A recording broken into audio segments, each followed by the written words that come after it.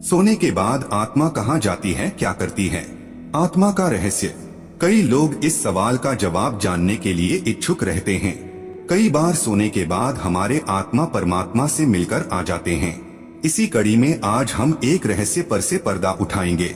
आज का सवाल है कि सोने के बाद आत्मा कहाँ जाती है? सोने के बाद आत्मा घूमने के लिए जाती है। अगर कोई बांध ले आत्मा को तो क्या होगा? इस सवाल का जवाब हर इंसान को जानना बेहद ही जरूरी है। मित्रों, आपसे अनुरोध है, आप भगवान श्री कृष्ण के भक्त हैं तो कमेंट में जरूर लिखिएगा जय श्री कृष्णा। कुछ भौतिकतावादी लोग इस वीडियो को स्वीकार नहीं कर पाएंगे क्योंकि उनको लगता है कि यह सब पाखंड है। असल में पाखंड जैसा कुछ होता नहीं है। आत्मा कोई पाखंड नहीं है। आत्मा एक जीव है जो कभी नहीं मरता है। कुछ पत्रिकाएं आपको यह बता सकती हैं कि आत्मा नहीं होती है, लेकिन मित्रों अब तो विदेशी वैज्ञानिक भी आत्मा को सिद्ध कर चुके हैं। खैर, इसके बारे में हम बाद में विस्तार पूर्वक से बात करने वाले हैं। दोस्तों, कुछ लोग कहते हैं कि सोने के बाद आत्मा पता नहीं कहां कहां की यात्रा करते हैं। कभी तो आपने सोचे होंगे कि सोने के बाद आत्मा आखिर जाती कहां है। सपनों का मनोविज्ञान शुरू से ही मनुष्य के लिए कौतूहल का विषय रहा है। दार्शनिकों, वैज्ञानिकों और मनोचिकित्सकों ने अपने अपने ढंग से इसकी व्याख्या की है। दोस्तों, जैसा कि आप सभी को मालूम है कि जब हम सब गहरी नींद में होते हैं तो हम सब स्वप्न देखते हैं। सपना आज भी शोध का रोचक विषय बना हुआ है। हालांकि स्वप्न शास्त्र बहुत कुछ कहता है, पर वैज्ञानिक आज भी उलझा हुआ है। उसे अचेतन मन की भाषा मानते हुए भी अभी तक कोई निश्चित मत नहीं बन पाया है। हजारों साल पहले यूनान के दार्शनिक हिप्पोक्रेटस का मानना था कि नींद के बाद आत्मा शरीर से निकलकर यहाँ वहाँ घूमती है। उस स्थिति में वह जो देखती या सुनती है वही स्वप्न है। प्लेटो ने अपनी पुस्तक टाइमेमस में स्वप्नों को दैहिक एवं मानसिक लक्षणों की अभिव्यक्ति के रूप में बताया है। अरस्तु ने लिखा है कि मनुष्य ही नहीं, भेड़, बकरियां, गाय, कुत्ते और घोड़े आदि भी सपने देखते हैं। हमारे मन में बहुत सारे सवाल उठते रहते हैं। उन्हीं में एक सवाल यह आता है कि सोने के बाद आत्मा कहाँ जाती है। आइए विस्तार से जानते हैं, बने रहे वीडियो के अंत तक। क्या हमारी आत्मा शरीर में ही रहती है या हमारी आत्मा मानव शरीर से अलग हो जाती है? जो व्यक्ति बहुत ज्यादा थक हार कर सो जाता है तो उस समय उसे बहुत ही अजीब अजीब चीजें दिखाई देती है और कभी कभार तो आत्मा परमात्मा से मिलने पहुंच जाती है। तब हमें ऐसा प्रतीत होता है कि हमारी मृत्यु हो चुकी है और हम भगवान के पास आ गए हैं। हम उन्हें साक्षात देखते हैं, जिससे हमें काफी सुकून महसूस होता है और वहां से आने के मन नहीं करता है, क्योंकि सोने के बाद हमारा शरीर बिल्कुल मृत की तरह हो जाता है और कई बार तो इंसान को जगाने पर भी वह नहीं जागता है, क्योंकि उस समय उसकी आत्मा बहुत दूर जा चुकी होती है, जिस वजह से इंसान काफी देर में जाग पाता है। आप लोगों ने भी कभी कभार ऐसा महसूस किया होगा कि आपने अपने सपने में अपने इष्ट देवता को देखा है। आप उनसे बातें की हो या फिर आपने अपनी परेशानियों को उनको बताया है। वह आपको दर्शन दे रहे हैं और आप उन्हें देख रहे हैं। कई सारी ऐसी और प्रक्रिया होती हैं जो आपके लिए बहुत ही अनमोल होती हैं और बहुत ही शुभ होती है। आप यह सोचते हो कि आप अब यहीं रहे और बस इन्हीं को देखते रहे, पर यह सब आपकी आत्मा कर रही होती है। जिस दिन आप यह सपने देखते हैं, यानी कि आपका आत्मा परमात्मा से मिलती है, उस दिन आपका तन मन पूरी तरह से शुद्ध होता है। मित्रों, सोने के अंदर भी आत्मा अचेतन मन से जुड़ जाती है, इसलिए सोने को एक दूसरी मौत का नाम दिया गया है। सोने के बाद आपकी आत्मा भविष्य के अंदर जा सकती है। कभी कभी आपका आत्मा आपका भविष्य भी देखा है। दोस्तों, जैसा कि हमने आपको बताया, सोने के बाद आपका अचेतन मन आत्मा के सहारे भविष्य के अंदर जा सकता है। वह भविष्य को देख सकता है। उसके अंदर वह क्षमता होती है। आपके सामने कई ऐसे उदाहरण होते हैं जिनमें सोने के बाद हमारा अचेतन मन भविष्य के अंदर चला गया था।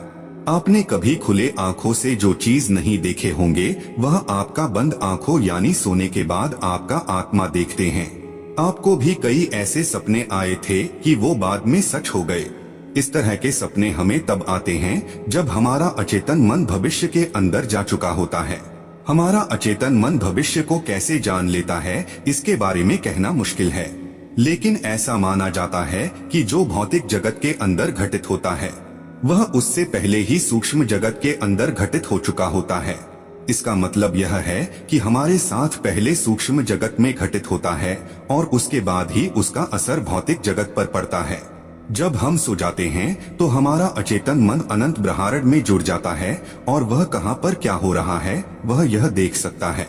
कभी कभी हमारा आत्मा सोने के बाद बैकुंठ धाम भी दिखाते हैं, ठीक उसी प्रकार जैसे देवता दूर रहकर भी कहीं भी देख सकते हैं। और जो सूक्ष्म जगत के अंदर घटित हो चुका है उसे आसानी से अचेतन मन पता लगा लेता है।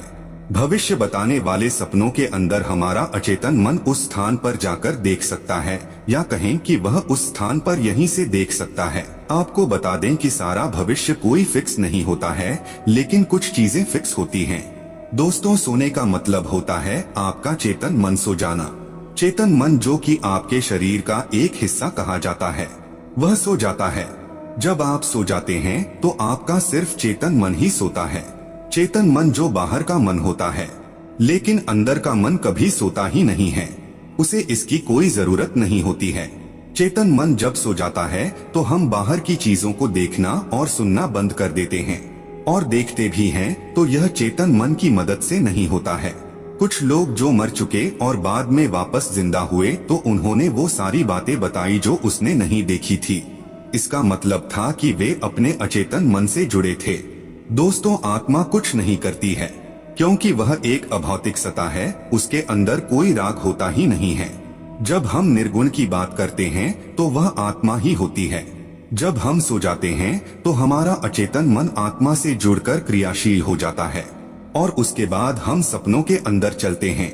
इस तरह से देखकर हमें लगता है कि सोने के बाद हमारी आत्मा कहीं जा रही है। खैर, आपको पता होना चाहिए, यह नोविज्ञान से संबंधित गहन विषय है। इसका उत्तर बहुत विस्तृत है।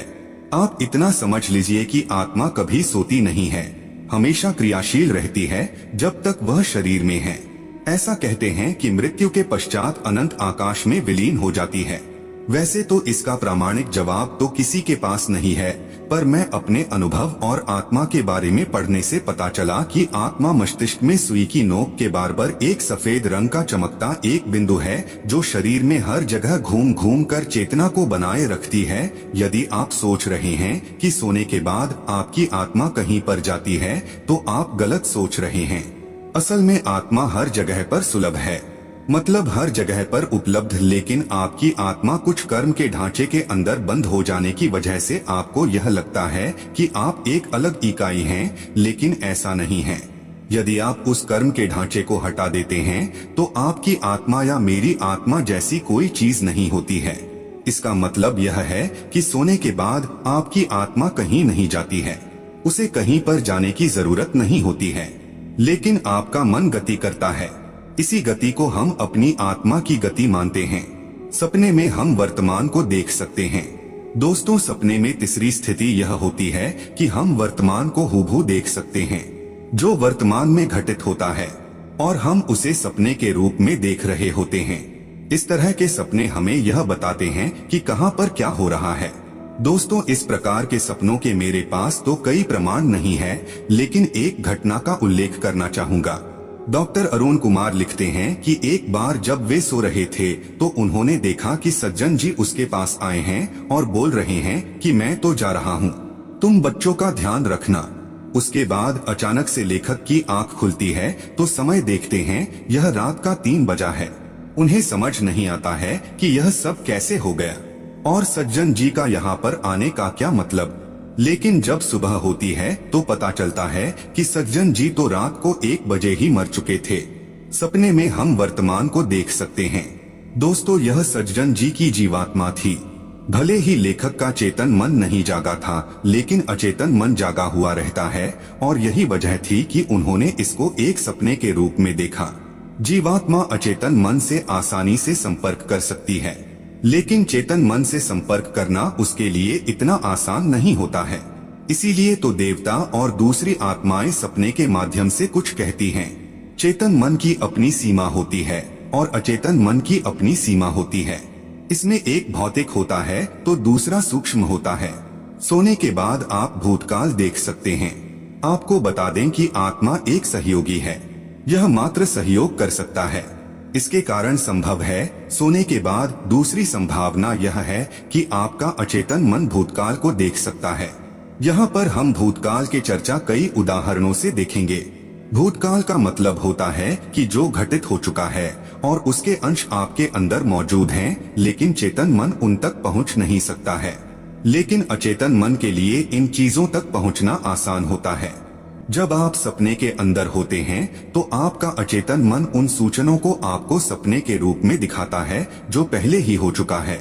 दोस्तों, इसी का तो परिणाम होता है कि हम कई बार ऐसी चीजों के सपने देखते हैं जिनके बारे में हम इस जीवन के अंदर कुछ जानते भी नहीं हैं, कहीं देखे भी नहीं होते हैं। वैसे सपने भी हम देख सकते हैं।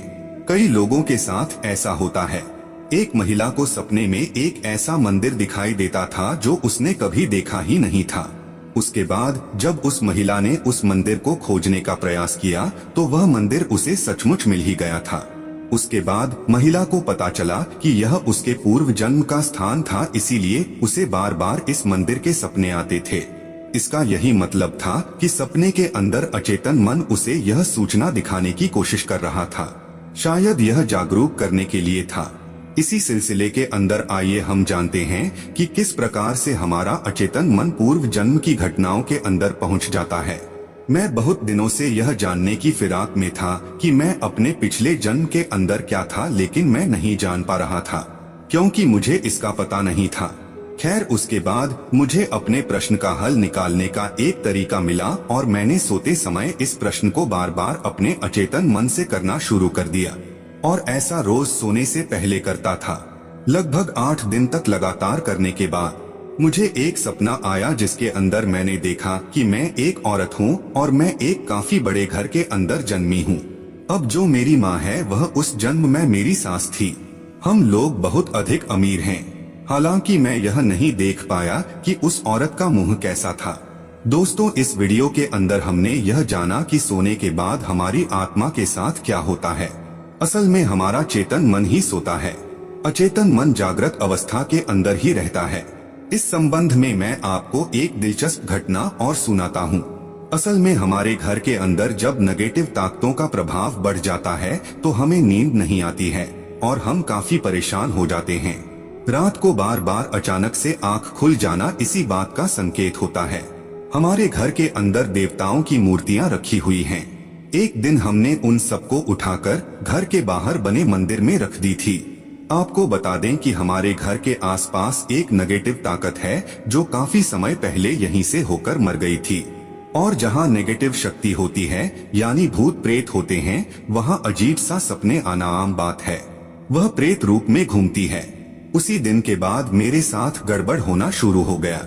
मैं रात को सोता लेकिन बार बार मेरी आंख ना जाने कैसे खुल जाती। आज तक ऐसा नहीं हुआ था और आंख खुलने के बाद मुझे यह एहसास होता कि कोई यहाँ पर है।